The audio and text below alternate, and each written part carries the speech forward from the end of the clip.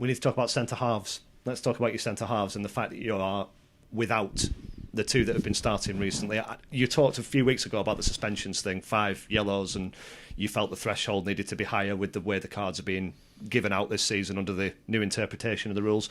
How much of a blow is it to lose Bagaloo and Hills to 5 yellows at the same time? Very much so.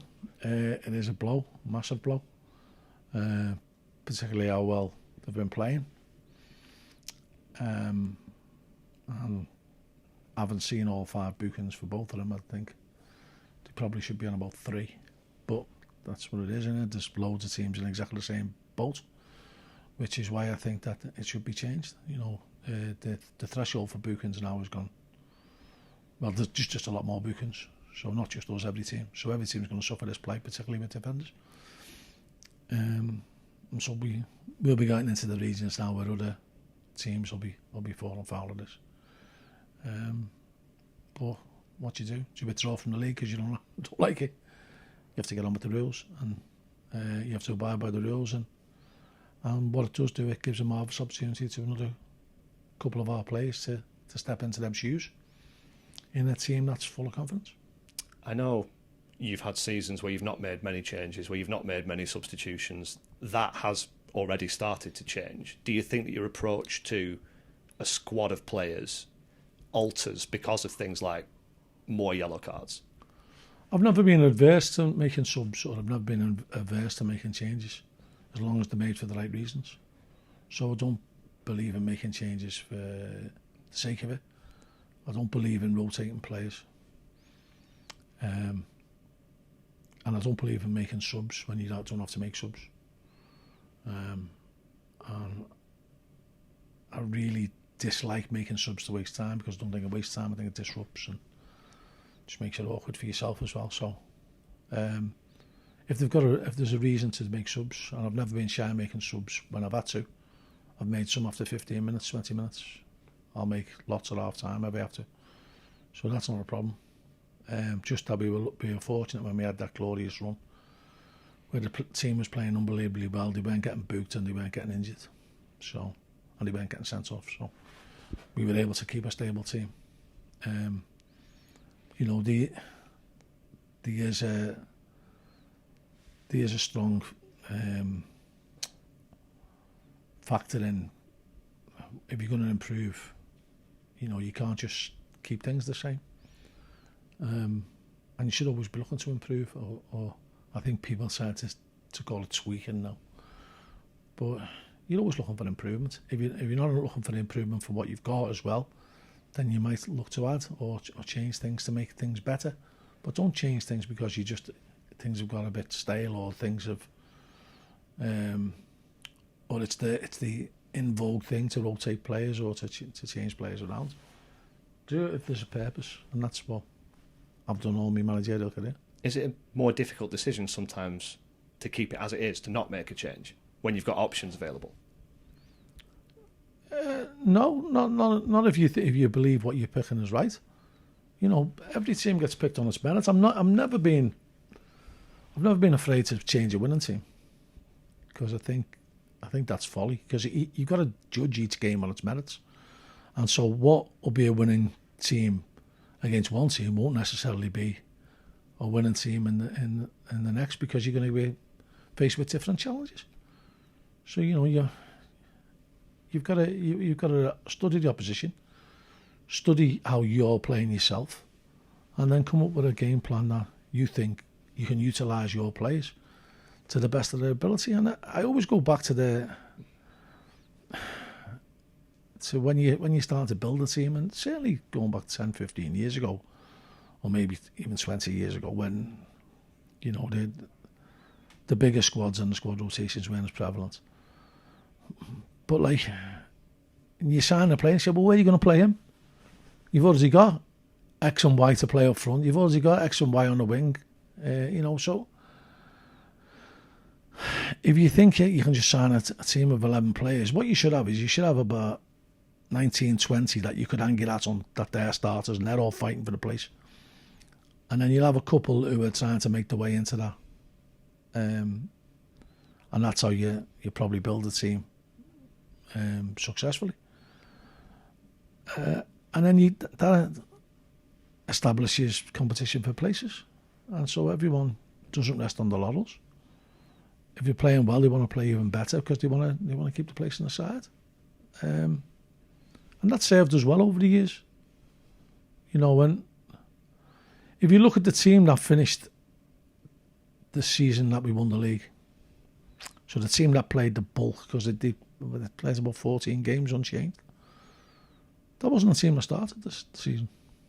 So, you know, you've got to have competition for places, and you've all got to be pushing each other in a good way, in a healthy way, in a good competitive spirit that brings out the best in everyone. How's Tommy Lee? He's just twisted his ankle, so it's sore. It's going to be sore. Knowing Tommy, he'll shake it off because he's quite a resilient kid. You referenced that season you won the league with the changes and stuff there. That's the last time you had a comparable run of wins in a league campaign. I think you won 4 league games or more 3 times in 3 separate runs that season. How do you stay on it? How do you maintain it? How do you sort of maximise the point scoring possibilities of a good run of form? You just constantly reminding the players how good it feels. You're pointing out the good attributes. You're trying to unpick things that haven't gone so well that we can improve on. But you're certainly staying on you're cashing in on the positivity. You're cashing in on the feel-good factor. I don't know anyone in any walk of life who works better when they're unhappy. It's a myth that, you know, people respond to the stick. I don't think they do. And, you know, we spoke, even going back to last week, prior to Wimbledon, prior to the MK Dons game, when we spoke about, you know, transactional rewards and you know, that intrinsic feeling of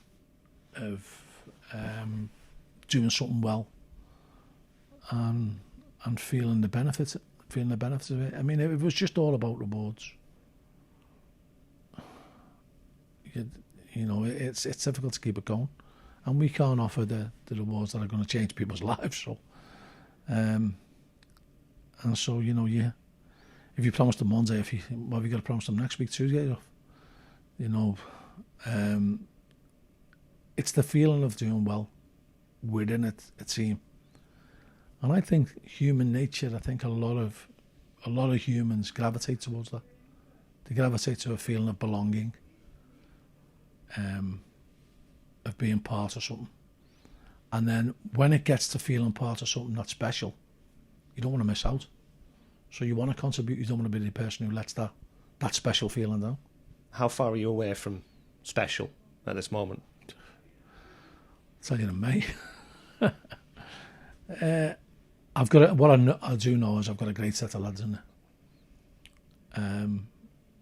And they're starting to want to fight for each other.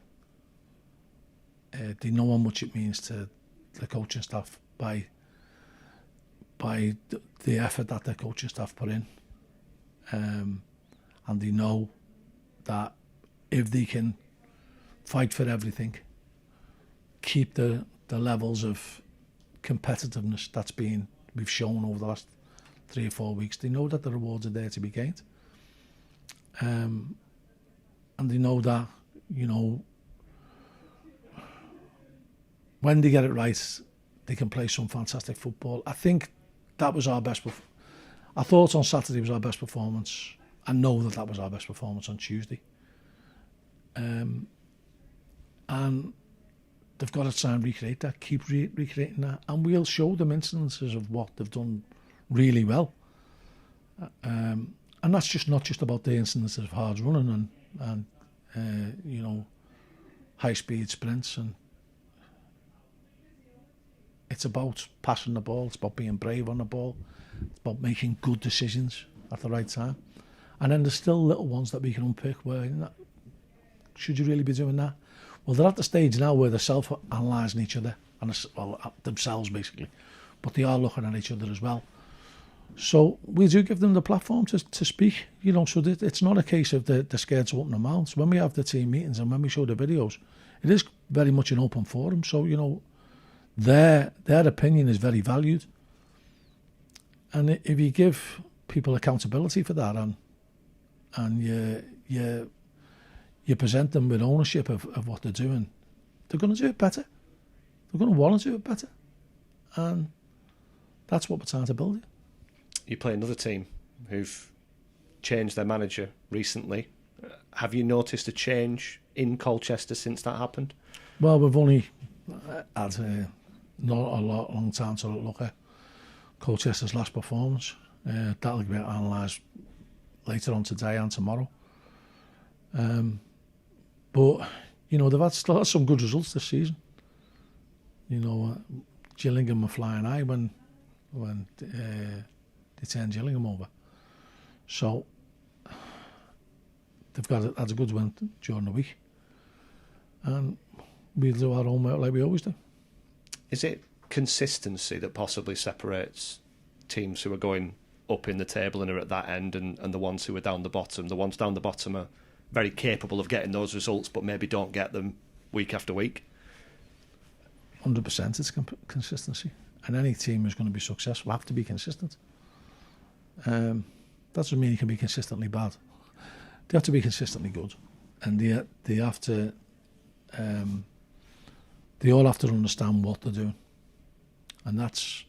You know, we've got a lot of young lads. Let's not beat about the bush on that. So, not against young lads, by the way. I think, you know, the energy that they bring, the youthfulness, the awe that sometimes they bring, and the novelty value of them seeing things that we've seen lots of times. It still brings a smile to your face, and they're prepared to try things, and they're probably a little bit more confident than the youth of 20 years ago. And we've got to embrace that, and it's great, but they're going to make mistakes, and you have to accept that they're going to make mistakes, and we give them the opportunity to learn, not by bawling and shouting at them, but by letting them understand that a lot of mistakes are made by decision making. And even, I've lost count of the number of mistakes I've made in the last 10 years. But I've tried to learn from them.